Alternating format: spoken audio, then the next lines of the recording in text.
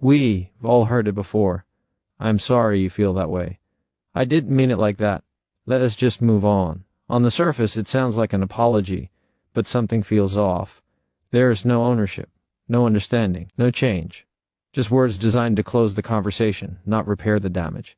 And the moment you accept it, you feel small or like you betrayed your own clarity. Here is the truth most people never say out loud. Not every apology deserves acceptance. And knowing how to respond to an insincere apology is a form of quiet power. An insincere apology is usually about relief, not responsibility. The other person wants the tension gone. They want the discomfort to stop. They want access back without doing the work that accountability requires. And if you rush to smooth things over, you unintentionally teach them that effort is necessary, only timing is. The strongest response is not anger. It's not sarcasm. It's not a lecture. The strongest response is calm clarity. When someone offers an apology that avoids responsibility, your job is not to correct them or corner them. Your job is to stay aligned with yourself. That alignment changes the entire dynamic. You don't need to argue about their intent. Intent is invisible. Impact is not, so instead of debating what they meant, anchor yourself in what happened. You can say, calmly and steadily, I hear your words, but I don to your ownership. Or, I am open to moving forward once there. It's clarity about what happened. Notice what you were doing there. You are not rejecting them. You are not attacking. You are simply refusing to accept confusion as closure. Insincere apologies often collapse under silence. When you don't rush to reassure, explain, or forgive prematurely, the space becomes uncomfortable for them. And that discomfort is revealing. People who are genuinely sorry will step forward into that space. People who aren't will try to escape it. And that tells you everything you need to know. Another powerful response is acknowledgement without agreement. You can say, I hear you, without saying it's okay. You can recognize the words without validating the behavior.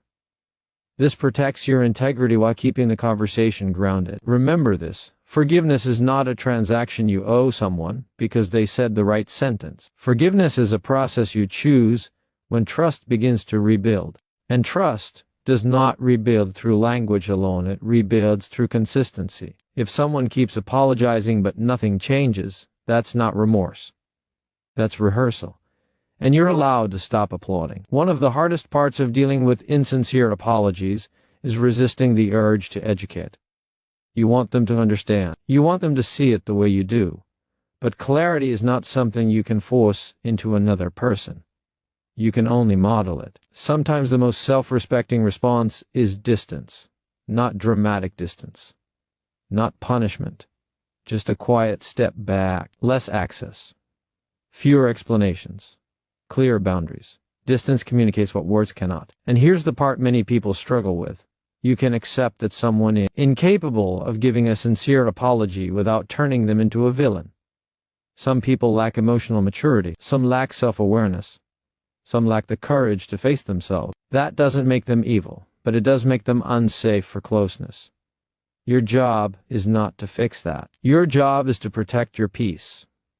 When you respond calmly to an insincere apology, you reclaim control of the moment. You stop chasing validation. You stop negotiating your worth. You stand steady instead of reactive. And that steadiness does something powerful. It shifts the power back to you. You don't need louder words. You don't need better arguments. You need alignment. Because when your response matches your self-respect, the outcome becomes secondary. Whether they grow or not, you remain intact. And that's the real win. Not every apology heals, but every calm, self-respecting response strengthens you.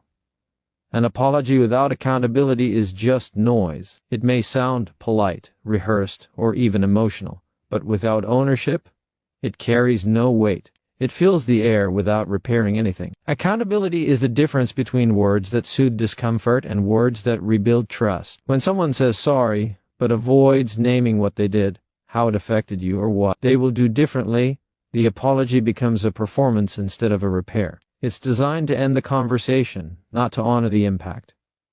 And that distinction matters more than most people realize. Noise is easy to produce. Accountability is not. Noise sounds like deflection, minimization, or vague regret. It shows up as "I'm sorry if you were hurt" instead of "I'm sorry I hurt you." It hides behind explanations and justifications, hoping intent will erase impact. But accountability doesn't argue with reality. It faces it. It acknowledges harm without needing to be convinced. That's why apologies without accountability often leave the other person feeling unsettled rather than relieved. Something feels incomplete because it is. When accountability is missing, the burden silently shifts to the person who was hurt. They're expected to forgive quickly, move on, or reassure the other person that everything is fine. The apology becomes a request for comfort rather than an offering of responsibility. And if you hesitate, you're framed as difficult or unforgiving. This dynamic teaches people to accept less than they deserve just to keep the peace. Over time, that erodes self-respect and clarity. True accountability is specific. It doesn't hide behind general statements or emotional displays. It names the behavior, recognizes the impact, and accepts consequences without resentment. It doesn't rush the other person to heal on a convenient timeline. It understands that trust isn't restored by saying the right words once, but by showing consistency afterward. Without that follow-through, even the most eloquent apology fades into background noise. Many people confuse apology with closure. They believe once the word sorry is spoken, the issue should be over. But closure doesn't come from words alone. It comes from alignment between words and behavior. When there's no accountability, the same patterns repeat, and each repeated apology loses credibility. Over time, the apology itself becomes meaningless, even irritating, because it signals that nothing will actually change. Accountability also requires humility. It means resisting the urge to center your own intentions or feelings when someone tells you they were hurt. It means listening without correcting, explaining, or defending.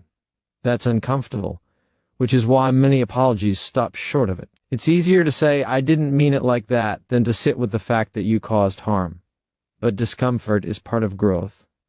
Avoiding it keeps people stuck in shallow apologies that repair nothing. For the person receiving the apology, recognizing the absence of accountability is an act of self-awareness.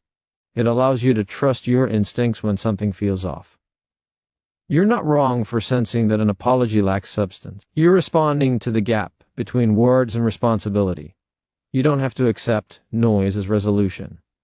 You're allowed to pause, to ask for clarity, or to wait for actions that confirm sincerity. Accountability is also what separates apology from manipulation. Without it, apologies can be used to reset the situation without changing behavior, granting repeated access without earned trust. This keeps the cycle alive. But when accountability is present, it interrupts the pattern. It creates a moment of honesty where repair is actually possible. Not everyone is capable of offering accountable apologies. Some lack the emotional tools. Some fear vulnerability. Some are more committed to protecting their image than repairing relationships. Recognizing this isn't about judgment, it's about discernment. It helps you decide how much access someone deserves and how much energy you're willing to invest. An apology with accountability doesn't demand forgiveness. It doesn't pressure reconciliation. It simply offers truth and responsibility and leaves space for the other person's response. That space is respectful. Noise tries to fill space. Accountability holds it. You don't have to accept words that don't match behavior. That sentence alone gives many people permission to breathe again, because for so long, they've been taught to prioritize politeness over truth. We're conditioned to believe that if someone says the right thing, we should move on, forgive quickly, and not make it uncomfortable. But words without corresponding action are not reassurance, they are distraction. And accepting them as truth teaches others how little consistency they need to show you. Behavior is the language that never lies.